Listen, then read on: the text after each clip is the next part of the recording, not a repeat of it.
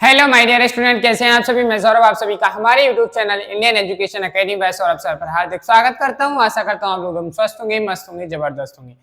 चलिए भाई, आज हम बात करते हैं। आज हम प्रीपोजिशन में पढ़ने जा रहे हैं एबव, अंडर, बिलो। इन सभी के यूजेस के बारे में आज हमें सीखना है कि कैसे हम इनका यूज करते हैं और कहाँ इसको यूज करेंगे। तो सबसे पहले हमारी हेडिंग है एबव। हेडिंग डालेंगे। एबव का मतलब भी होता है ऊपर। क्या होता है एबव का? अगर हम हिंदी मीनिंग की बात करें, हिंदी मीनिंग जो होता है इसका वो होता है ऊपर। एबव का हिंदी मीनिंग होता है ऊपर। क्या होता है? आप कहेंगे सर ऊपर होता है, लेकिन सर आप कह रहे हैं ओवर का मतलब भी ऊपर होता है, एबव का मतलब भी ऊपर होता है। आखिर ऊपर ऊपर वाला सिस्टम क्या है, हमें समझाइए जरा। कौन सा ऊपर कैसे आएगा? हम कैसे पहचानेंगे कि एबव आएगा कि ओवर आएगा? चलिए भाई बात समझते हैं इसको। तो सबसे पहले हेडिंग डालेंगे हम एबव। एबव का मतलब होता है ऊपर। अब इसके आगे आप इसका पहला जो यूज है, इसका जो इंपोर्टेंट यूज है लिखेंगे, it indicates that, it indicates that something, it indicates, it indicates that something, that something at a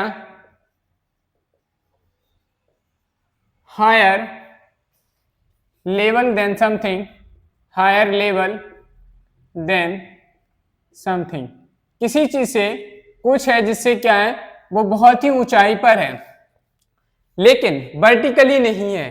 थोड़ा ध्यान से सुनिए। ओवर हम तब यूज करेंगे जब कोई सा चीज आप है, आपके जस्ट ऊपर है, सामने ही खड़ी है, जस्ट आपके ऊपर है ऊंचाई पर, तो उसे बताने के लिए हम ओवर प्रीपोजिशन यूज करेंगे। वहीं अगर कोई चीज आपके ऊपर तो है लेकिन जस्ट ऊपर नहीं है, जैसे मैं कहूं आसमान में बादल उड़ रहे थे तो मैंने उनको देखा, तो मेरे जो बादल उड़े हैं वो मेरे सिर के जस्ट ऊपर से तो उड़े नहीं है, आसमान में मेरे ऊपर से होते हुए चले गए और उनकी ऊंचाई बहुत दूर थी। तो ऐसी चीजों को बताने के लिए हम वहां करते हैं एबव प्रीपोजिशन यूज करते हैं। चलिए समझते हैं एग्जाम्पल की मदद से। जैसे मैंने कहा, एग्जाम्पल नंबर 1, मैंने कहा Meena, Meena enjoyed, Meena enjoyed flying clouds। Meena ने एंजॉय किया था। क्या किया था? उड़ते हुए बादलों का। लेकिन किसके ऊपर? जिसके ऊपर से उड़ रही थी वो, उसे क्या किया था? उन्होंने महसूस किया था। तो यहाँ हमारे बादल बहुत ऊंचे हैं और हमारे वर्टिकली तो है नहीं, तो हम यहाँ क्या यूज करेंगे? एबव प्रीपोजिशन हमारा क्या हो जाएगा? करेक्ट आंसर बनेगा। समझ में आई बात? आप कहेंगे सर बिल्कुल। जैसे मैंने कहा, दूसरी बात मैंने कहा there is a temperature, there is a temperature,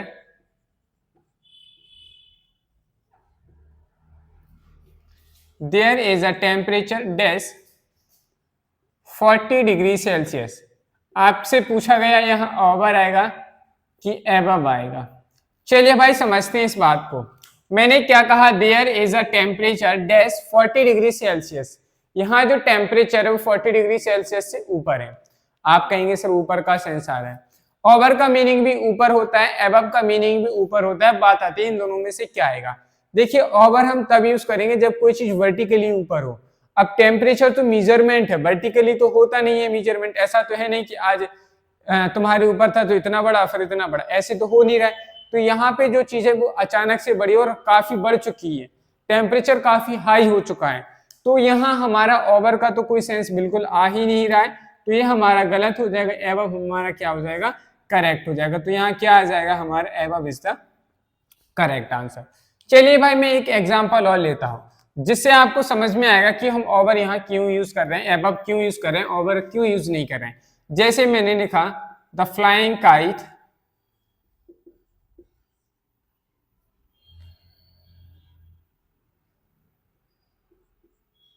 the kite flu. आपको बताना है ओवर आएगा कि एबव आएगा।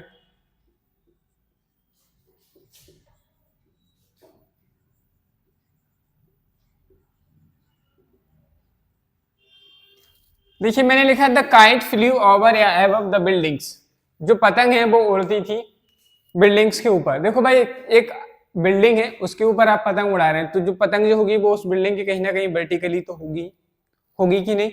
अब ऐसा तो है नहीं कि छत यहाँ थी बिल्डिंग यहाँ थी और आप बिल्डिंग की उस तरफ बढ़ा रहे थे, बिल्डिंग की उस तरफ बढ़ा तो बिल्डिंग पे तो पतंग उड़ नहीं रही है। बिल्डिंग पे तो पतंग तभी उड़ेगी जब वो उसकी वर्टिकली होगी, तभी तो हम कह सकते हैं।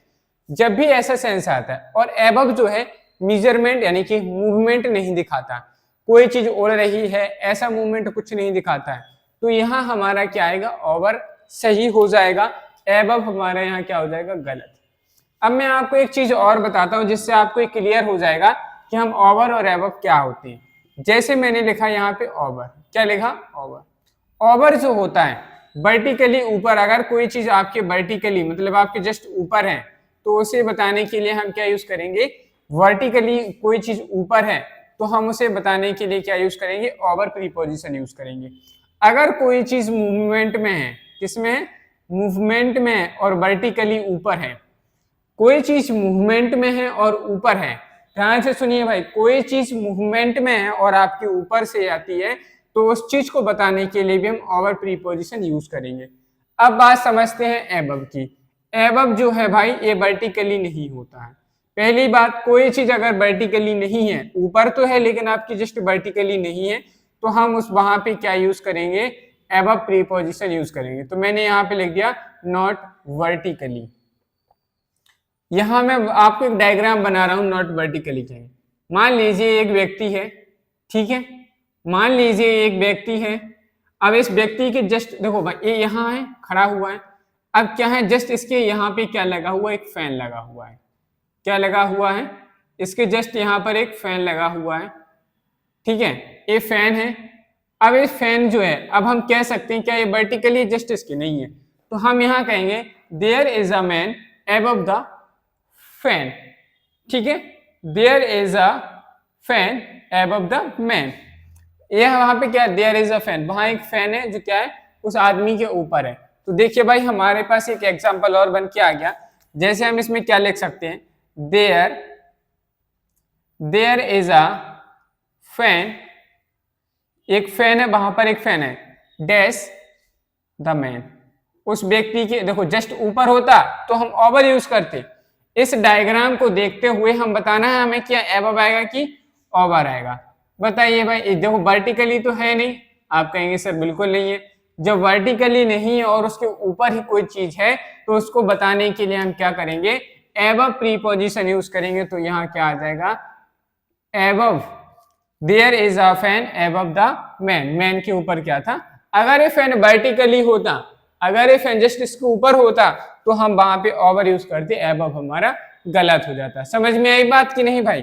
चलिए भाई, अब हमें ये समझ में आएगा अगर कोई चीज मूवमेंट में हो सर, आपके ऊपर से गुजरती है तो हम ओवर यूज करेंगे। लेकिन अगर कोई चीज मूवमेंट में है ही नहीं और आपके ऊपर से गुजरती है, कोई चीज मूवमेंट में नहीं है, कोई चीज नॉट मूवमेंट, कोई चीज मूवमेंट में नहीं है, तो हम वहां एबव प्रीपोजिशन यूज नहीं करें। अगर कोई चीज मूवमेंट में और आपके ऊपर से निकल जाती है तो हम क्या कहेंगे, ओवर प्रीपोजिशन यूज करेंगे। जैसे मैंने कहा the aeroplane flu over the buildings, जो एरोप्लेन था वो बिल्डिंग्स के ऊपर से क्या चला गया, उड़ता हुआ चला गया। अगर आप कहेंगे एबव द बिल्डिंग्स तो हमारा वहां पे बिल्कुल टोटली गलत हो जाएगा, तो वहां ओवर प्रीपोजिशन ही आएगी। समझ में आ रही बात की नहीं। चलिए आप इस एग्जाम्पल को भी लिख लेते हैं, वरना आप लोग कहेंगे सर पता नहीं क्या डाउट क्रिएट करते थे तो आप।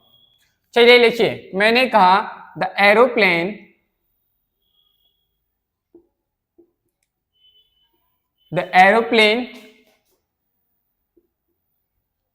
फ्लू, आपसे पूछा गया ओवर या above the mount, above the buildings.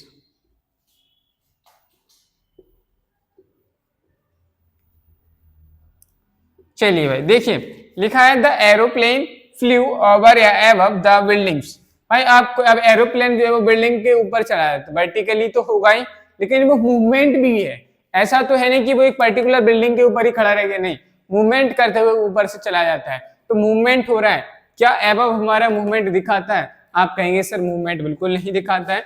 तो यहाँ एबव गलत हो जाएगा और ओवर हमारा क्या बनेगा, राइट आंसर हो जाएगा। कोई दिक्कत समस्या?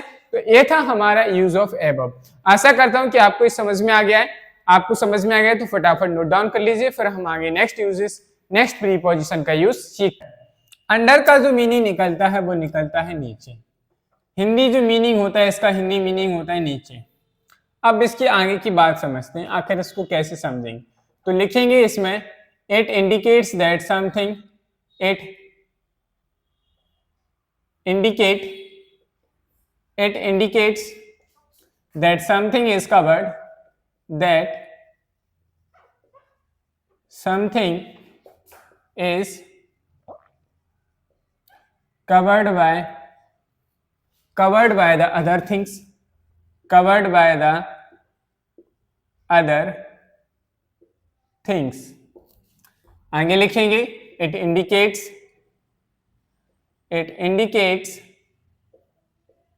something, it indicates something is below, something is vertically below, something is vertically below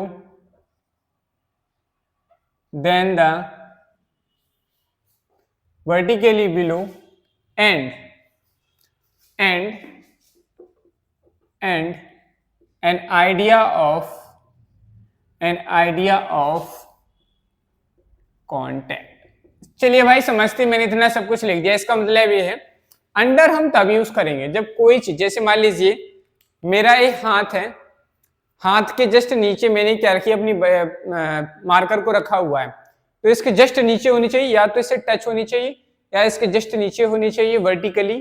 तो हम इसे कह देंगे कि ये हमारी क्या है, वहां पे हम क्या करेंगे, अंडर प्रीपोजिशन यूज करेंगे। क्या यूज करेंगे भाई, अंडर प्रीपोजिशन यूज करेंगे। कोई भी चीज जो जस्ट वर्टिकली उसके नीचे रखी हुई है या उससे कांटेक्ट में है, तो हम वहां क्या, कौन सी प्रीपोजिशन यूज करेंगे, अंडर प्रीपोजिशन यूज करते हैं। चलिए समझते हैं एग्जाम्पल की मदद से। जैसे मैंने कहा, the cat is dash the table. एक और एग्जाम्पल लिख रहा हूं मैं, जैसे मैंने कहा, the book is dash the table. अब मैं आपके सामने एक डायग्राम बना रहा हूं।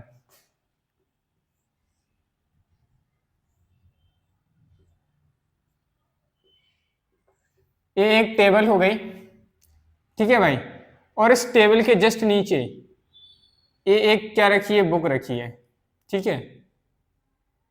ये क्या है, एक बुक है।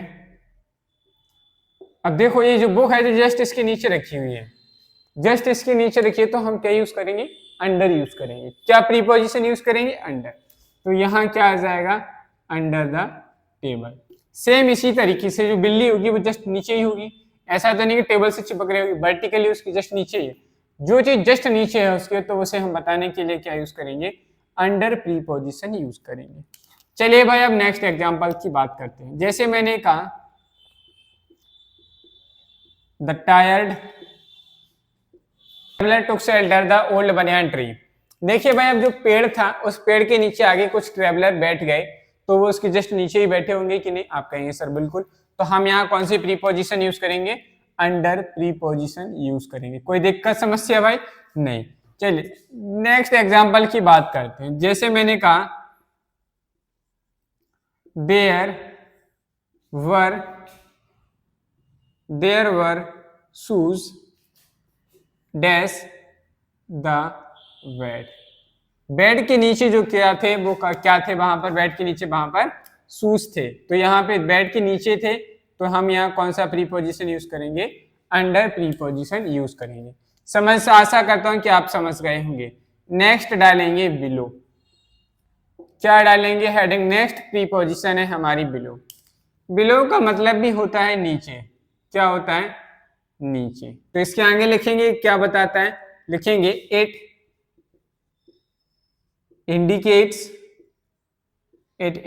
that something is, it indicates that something is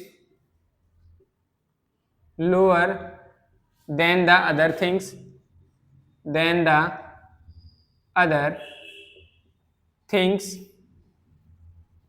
and it also suggests, it also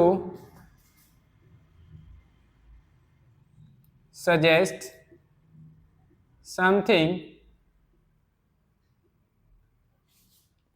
is lower, something is lower in measurement. कोई चीज जो नापने में कम होती है, नीचे होती है, उसे बताने के लिए भी हम क्या यूज करेंगे, बिलो यूज करेंगे। और दूसरा, कोई चीज नीचे है लेकिन जस्ट नीचे नहीं है, वर्टिकली नहीं है, मतलब कि देखिए भाई हम इसको ये भी कह सकते हैं कि जो बिलो जो है हमारा बिलो, ये अंडर का नॉर्मल फॉर्म है। जैसे हम समझते हैं बिलो का मतलब होता है, जैसे देखिए भाई यहाँ ये बुक यहाँ रखी थी, अगर ये रखी होती लेकिन इससे थोड़ा सा अलग रखी होती, जैसे मान लो यहाँ पे एक पेन रखी है, ये देखिए भाई थोड़ा यहाँ ध्यान से सुनिएगा, ये क्या हो गई, एक पेन हो गई, ये क्या है, एक पेन है। अब इस टेबल से थोड़ा सा हल्का सा नीचे उसकी वर्टिकली नहीं, थोड़ा सा अलग रखी हुई थी, तो इस चीज को बताने के लिए हम क्या यूज करते हैं, बिलो प्रीपोजिशन यूज करते हैं। चलिए समझते हैं एग्जाम्पल की मदद से। जैसे मैंने कहा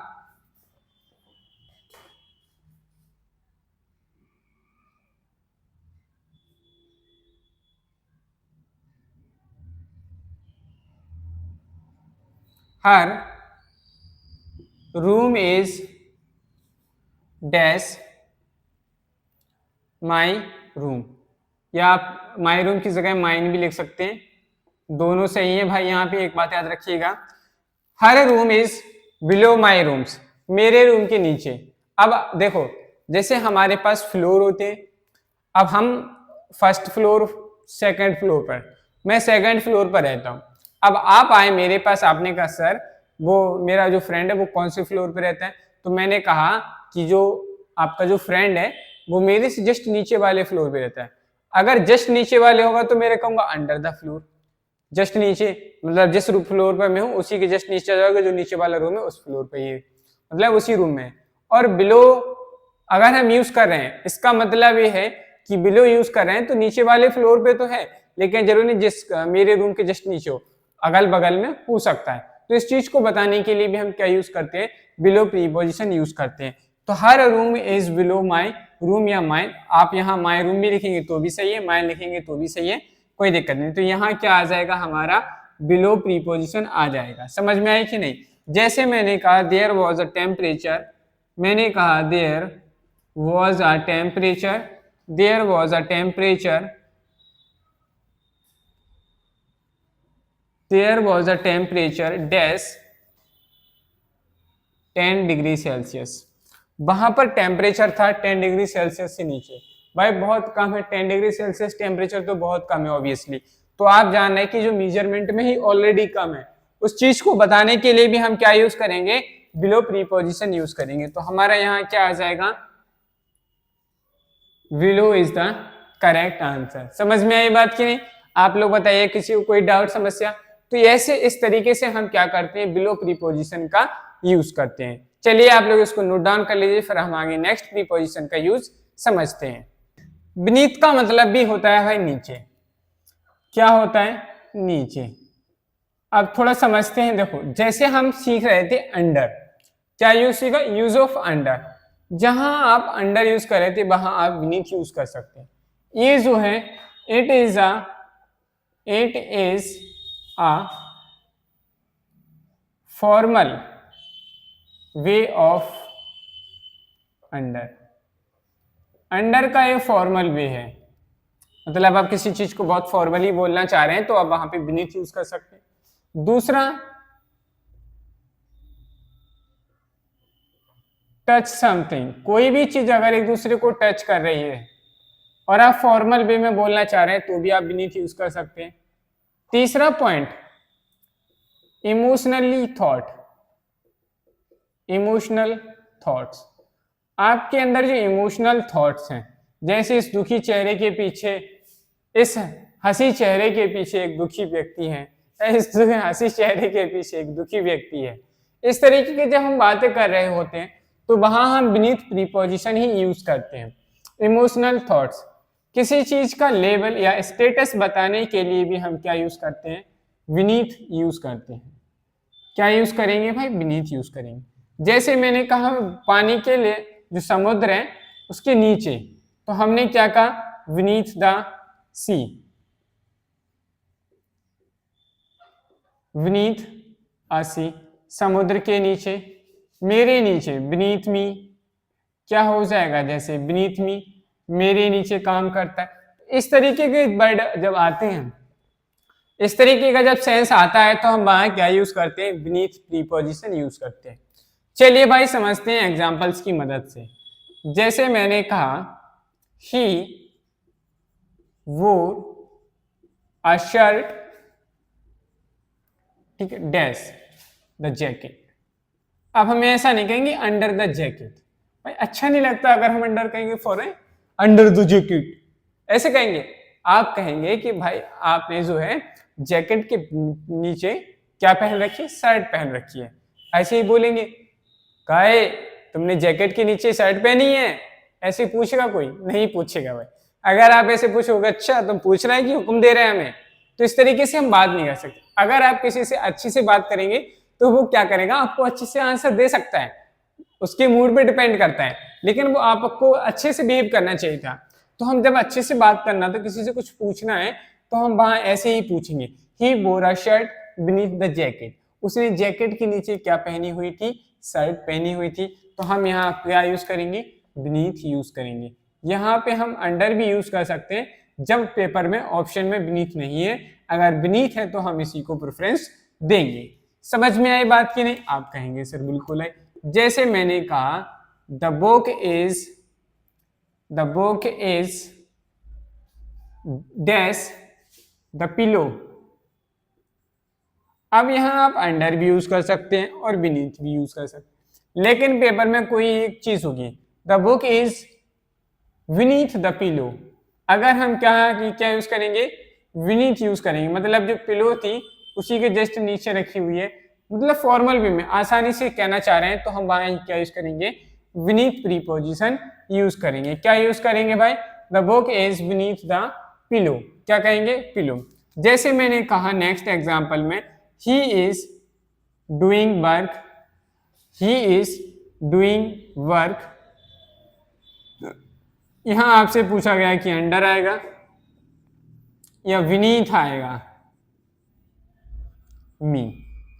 अब देखिए भाई हमें याद रखना है, जब भी हम कहते हैं कि भाई मेरे नीचे काम कर रहा है, मेरे नीचे काम कर रहा है, तो वहां कभी भी हम अंडर यूज नहीं करेंगे। आप इमोशनली थॉट्स बता रहे हैं, अपना स्टेटस बता रहे हैं, तो हम वहां पे क्या यूज करेंगे, सिर्फ बीनीथ यूज करेंगे। इसलिए हमारा यहाँ पे अंडर गलत है, बीनीथ हमारा क्या हो जाएगा, एकदम करेक्ट आंसर हो जाएगा। बताइए भाई किसी को कोई दिक्कत समस्या आ रही कि नहीं, है कि नहीं, नहीं है ना, किसी को कोई दिक्कत समस्या, आप कहेंगे नहीं। चलिए भाई बात करते हैं, मैंने कहा there is a sad person, there is a sad person dash the happy face, the happy face. एक जो खुशी चेहरा है, उस चेहरे के पीछे एक दुखी व्यक्ति है। ये भाई इमोशंस हैं, इमोशनली थॉट है, इमोशनली थॉट है, तो बेसिकली हम यहाँ अंडर यूज करेंगे क्या, नहीं करेंगे। क्या यूज करेंगे, बीनीथ प्रीपोजिशन यूज करेंगे, तो हमारा यहाँ क्या आ जाएगा, बीनीथ आ जाएगा, और ये हमारा सही आंसर बन गया। चलिए भाई आज का हमारा लास्ट प्रीपोजिशन है, जिसे हम कहते हैं अंडरनीथ। क्या कहते हैं, अंडरनीथ। अभी तक हम कोई चीज आसानी से फॉर्मल वे में कह रहे थे, लेकिन अगर आपको कोई चीज स्ट्रॉन्ग वे में कहनी है, क्या कहनी है, स्ट्रॉन्ग वे ऑफ टॉकिंग। आपको कोई बात मजबूती से कहनी है कि नहीं भाई ये चीज इसके नीचे है मतलब है। अगर आप किसी चीज को एम्फेसाइज करना चाह रहे हैं, क्या करना चाह रहे हैं, एम्फेसाइज करना चाह रहे हैं, तो भी हम वहां क्या यूज करेंगे, अंडरनीथ यूज करेंगे। चलिए भाई बात करते हैं एग्जाम्पल की। जैसे मैंने कहा the wall ruled dash the table. देखिए अब हम जोर दे रहे हैं कि भाई जो बॉल है वो कहाँ रोल हो रही है, टेबल के नीचे, टेबल के नीचे रोल हो रही है। तो हम एम्फेसाइज कर रहे हैं, स्ट्रॉन्ग वे में कह रहे हैं, तो हम यहाँ क्या यूज करेंगे, अंडरनीथ यूज करेंगे। क्या यूज करेंगे भाई, अंडरनीथ प्रीपोजिशन यूज करेंगे। समझ में आई बात? आप कहेंगे सर बिल्कुल। जैसे मैंने नेक्स्ट एग्जांपल की बात की, मैंने कहा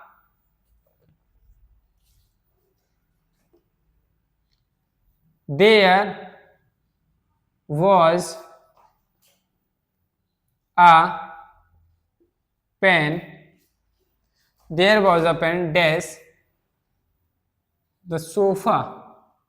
अब हम इस चीज बात को जोर देके कहना चाह रहे हैं कि वहां जो पेन थी वो किसके नीचे डली हुई थी, सोफे के नीचे डली है, सोफे के नीचे डली है, सोफे के नीचे डली है।